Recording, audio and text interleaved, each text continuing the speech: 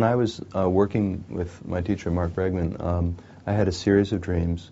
And dreams are not, they're constantly, they're not one after the other. I mean, they are interrupted by other programs. But looking back, I could trace this series of dreams. At first I never saw my father in my dreams, which was interesting.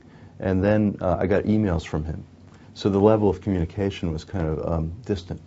And eventually I began to have dreams where I was with him, and I experienced a lot of anger in the dreams, and they were over trivial things. And I realized the depth of anger that I actually had, unfortunately, I felt for my father. And so over time, the relationship changed. I did a lot of work. And the way this works is you take moments from the dream and we do sort of homework. They become sort of meditations. So in other words, what could be a better meditation than some image that's been given to us in a dream to work with and possibly to change? So, for instance, seeing my father at the moment when I was angry in a certain dream and just realizing I didn't really have to be angry and sort of trying to struggle with that as a meditation once an hour.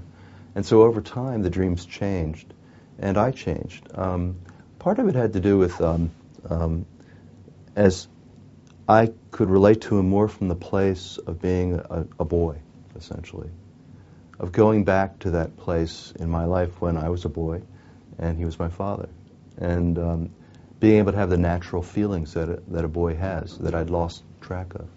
And so I had to accept that too, which meant I had to get past a lot of my pride. I had one dream where we were sitting at a table and we were discussing a book, and there was a word that I didn't understand, but I knew that my father knew that word. And Mark said, well, why didn't you ask him for help? And I realized how proud I was and how self-sufficient I was and how there was no way I was going to ask him. So that was my homework, of course.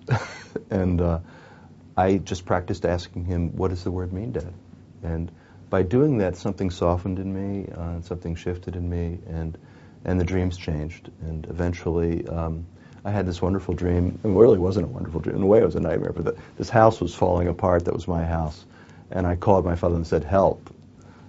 And that was really a big change. And immediately these painters showed up and shored up the house and fixed it very magically. So that's the kind of change of heart you can have by working with the images in your dreams. And it's not just the dreaming, but also the homework, and it's a rhythm back and forth between the two that takes you to a place where you've really changed your heart, and therefore you've changed how you behave in the dream, which is at a much deeper level of change. I began to realize that wasn't really below the anger was a hurt. And then when I understood the hurt, I could forgive him. And I felt I was cheating myself of feeling the love that I actually felt for him. And so I began to express that, and he expressed it, and the last 3 years of his life, we just had a whole different relationship.